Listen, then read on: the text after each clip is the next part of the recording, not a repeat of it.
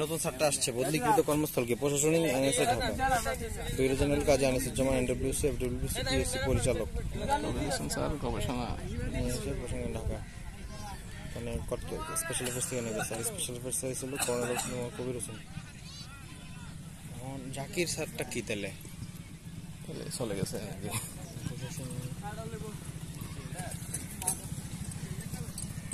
যাওয়া দরকার অনেকদিন ধরে আছে